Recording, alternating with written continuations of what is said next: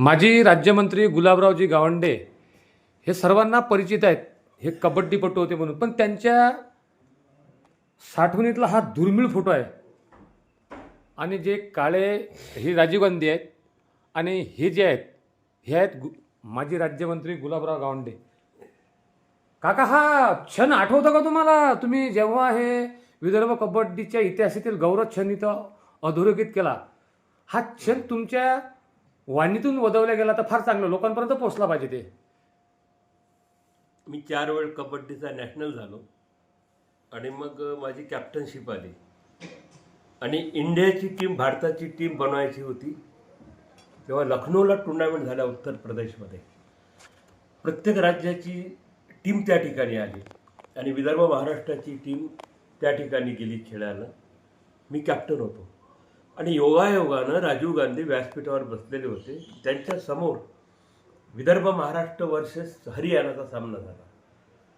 सामना एवढा गाजला, तो राजीव गांधी एवढे इम्प्रेस झाले की सामना झाल्यानंतर राजीव गांधी आमच्या ग्राउंडवर आले आणि आमच्यासोबत फोटो काढला.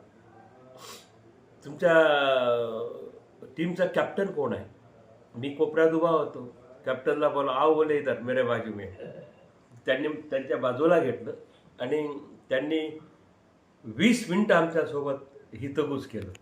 तुम्ही सकाळी किती वाजता उठता, तुमची खुराक काय आहे, म्हणजे पूर्ण माहिती घेतली. ते माहिती भाषणात सांगितली त्यांनी. म्हणून तो एक गौरवाचा क्षण होता जीवनातला आमच्या. एवढा मोठा माणूस आमच्यासोबत फोटो काढण्यासाठी आला स्वतःहून. एक गौरवाचा क्षणच आहे तो. बरं, त्यावेळेस तुम्हाला असं वाटलं होतं का तुम्ही आमदार होसाल, राज्यमंत्री होसाल? काही मनात कल्पनाही नव्हती. सहज नदीमध्ये जसं फुरसाड वाहत जाते, त्या फुरसाडाला माहीत नसते, तसं या जीवनाच्या नदीमध्ये मी वाहत गेलो.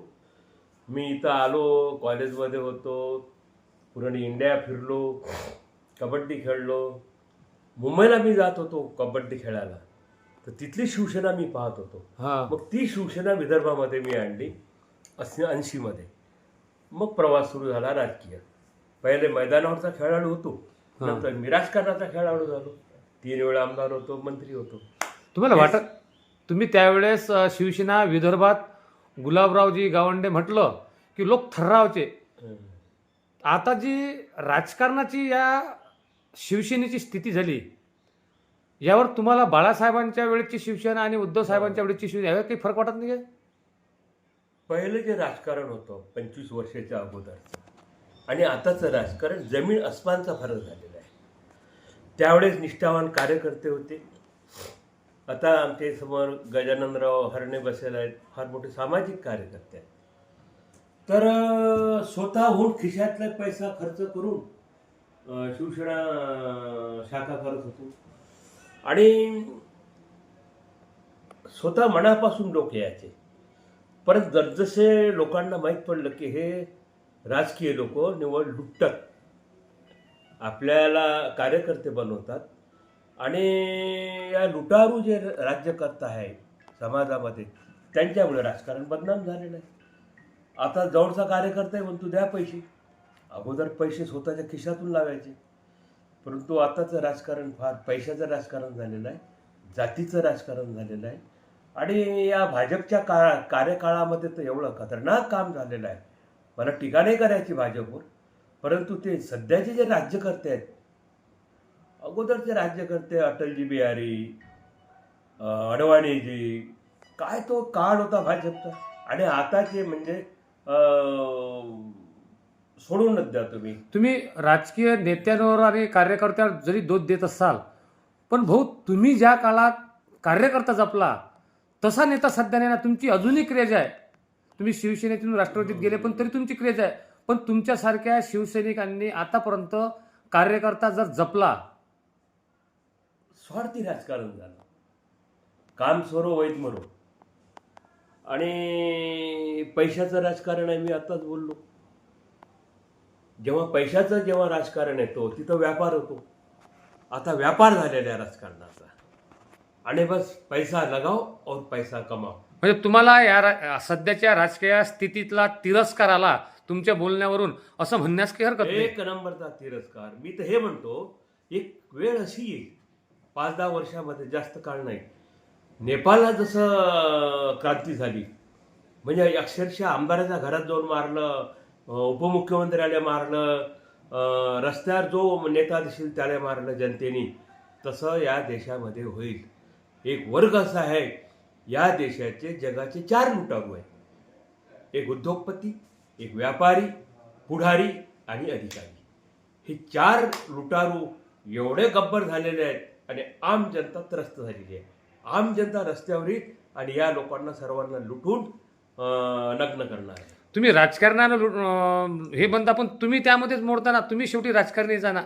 मी 1% राजकारणी नाही आहे. मी माझ्या जीवनामध्ये पूर्ण समाजकारण केलेलं आहे. आमचे वडील, आमच्याकडे 40-50 जमीन होती. वडिलांनी सर्व गमावले खाण्यापिण्यामध्ये. नंतर गाडगेबाबांचे भक्त झाले आमचे वडील. धाबोडी आमचं मूळ गाव.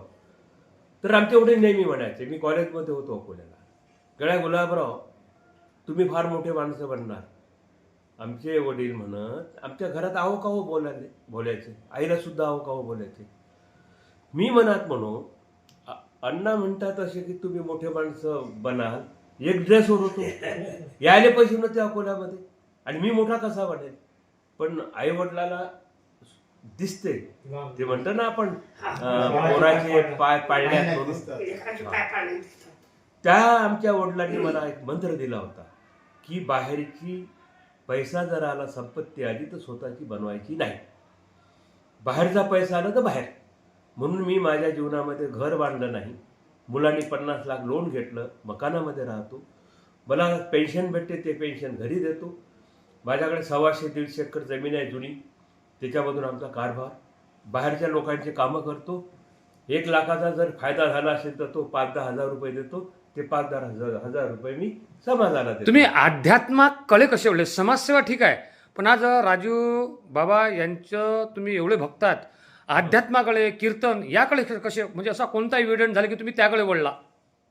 हे तर साधू संतांची कृपा आहे आणि आई वडिलांची कृपा आहे. एक प्रसंग सांगतो.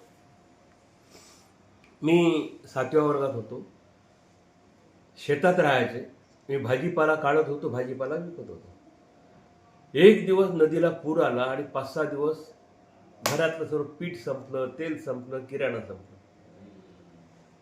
मग घरात काहीच नव्हतं. आंबाडीच्या, त्या जुन्या काळामध्ये आंबाडीच्या भाज्या भरून ठेवत. मग आंबाडीच्या भाकरी केल्या आईनं 7-8, आणि तो आमच्या कामावरचे जे गडी होते ते बाई आली. म्हणे मावशी ते पोरं उपाशी आहेत कालपासून. आईनं 3 भाकरी त्यांना देऊन टाकल्या.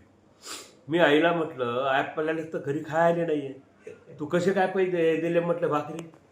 अरे बाबा म्हणे, दुसऱ्याचं दुःख जर दूर केलं तर तो परमेश्वर भगवान आपलं दुःख दूर करते. ते माझ्या डोक्यात बसलं. म्हणून सुरुवातीला मला जे आध्यात्मिक जे डोस भेटला ते आईवडिलापासून. वडील